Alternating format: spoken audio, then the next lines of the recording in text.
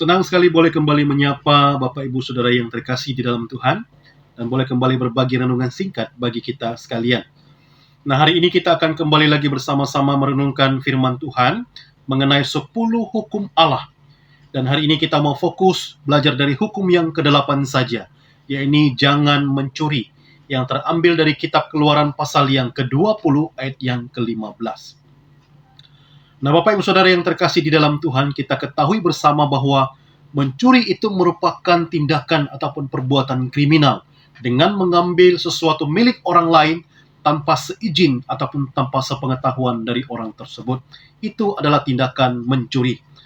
Nah, kalau kita berpikir, kenapa sih seseorang bisa melakukan perbuatan seperti itu? Saya kira ada banyak faktor dan penyebabnya. Mungkin saja untuk memenuhi kebutuhan mendasarnya ataupun kehidupan sehari-harinya. Karena dia tidak bekerja, lalu ada tanggung jawab yang harus dia penuhi, maka dengan gelap mata, dengan terpaksa, dia melakukan tindakan mencuri. Lalu yang kedua, bisa saja orang itu dia selalu merasa tidak puas dengan apa yang dia miliki sekarang, dan pada akhirnya dengan otoritas dia, dengan jabatan dia gelap mata, kemudian dia melakukan tindakan korupsi. Nah, tindakan korupsi ini juga merupakan tindakan mencuri karena dia mengambil sesuatu barang yang bukan milik dia sendiri. Kemudian alasan yang ketiga adalah kenapa seseorang bisa melakukan tindakan mencuri. Bisa saja seseorang itu mempunyai penyakit mental yang diberi istilah kleptomania. Nah, penyakit mental ini bisa membuat seseorang kesulitan untuk menahan diri untuk tidak mencuri ataupun mengambil barang milik orang lain. Padahal barang tersebut tidak mereka butuhkan dan mampu mereka beli, atau bahkan tidak bernilai uang jika dijual kembali. Nah, anehnya setelah mereka melakukan pencurian, biasanya orang dengan kondisi seperti ini akan merasa rileks dan lega kembali. Nah, Bapak Ibu Saudara yang terkasih di dalam Tuhan, apapun alasannya, tetaplah perbuatan mencuri adalah perbuatan kriminal yang tidak dikehendaki oleh Allah. Nah, kalau kita kembali di dalam teks yang kita baca tadi, kita tahu bahwa bangsa Israel sudah menjadi bangsa yang besar di bawah kepemimpinan Musa yang membawa mereka keluar dari tanah Mesir menuju tanah perjanjian. Nah, waktu mereka menjadi bangsa yang besar, tentu harus ada hukum yang mengatur tatanan sosial hidup mereka, agar supaya mereka bisa hidup tertib dan menghargai satu dengan yang lainnya.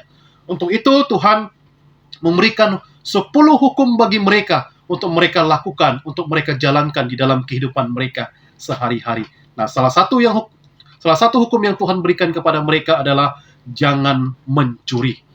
Nah, kenapa sih Tuhan memberikan hukum ataupun aturan jangan mencuri?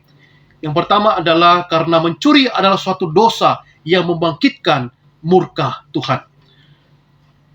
Kalau kita pelajari dalam peristiwa Yosua, ketika mereka ingin menaklukkan kota Ai, mereka berpikir mereka akan menang karena jumlah penduduk kota Ai itu sangat sedikit. Tapi apa yang terjadi ketika mereka berperang melawan kota Ai? Ternyata bangsa Israel kalah. Lalu apa yang membuat mereka kalah?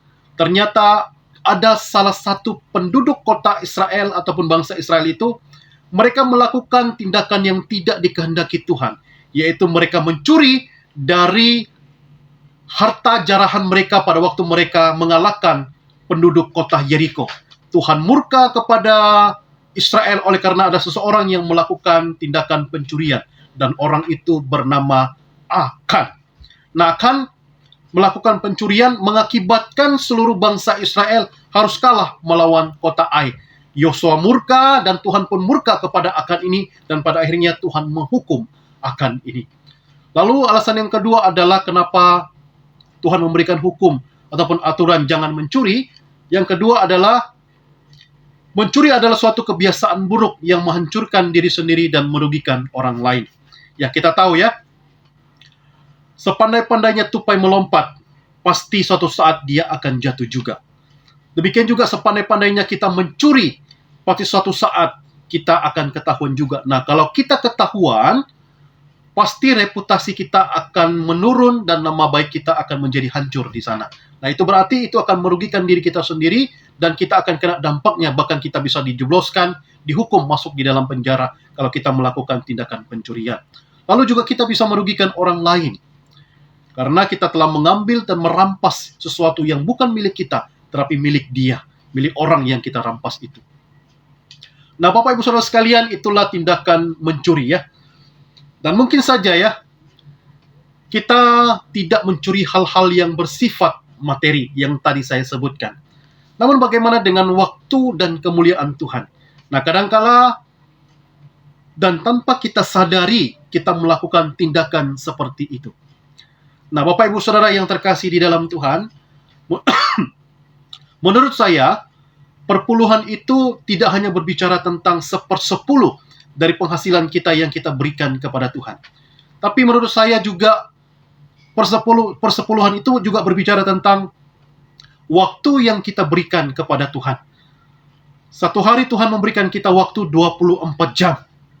Tapi adakah kita memberikan 1/10 dari 24 jam itu kepada Tuhan untuk datang kepada Dia, menyembah Dia, berdoa dan merenungkan firman-Nya? Kalau kita tidak melakukan itu, maka sebetulnya kita sedang mencuri waktunya Tuhan. Lalu satu lagi, Bapak Ibu Saudara yang terkasih di dalam Tuhan, di dalam pelayanan, kadangkala pujian yang datang kepada kita, dan kita menerimanya dengan anggapan semua karena kehebatan dan kemampuan kita. Kita bisa lupa siapa yang memberikan kuasa dalam pelayanan kita, dan tanpa campur tangan Tuhan, pelayanan kita sebenarnya hanya bersifat seremonial saja. Tuhan tidak lagi menjadi fokus utama dari pelayanan kita. Justru Tuhan dijadikan jembatan untuk meningkatkan popularitas kita.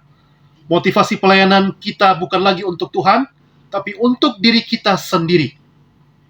Kalau itu terjadi pada kita, berarti kita juga sedang mencuri kemuliaan Tuhan. Nah, Bapak Ibu Saudara sekalian, kiranya renungan singkat ini boleh kembali meneguhkan iman kita di dalam pengiringan kita akan Tuhan.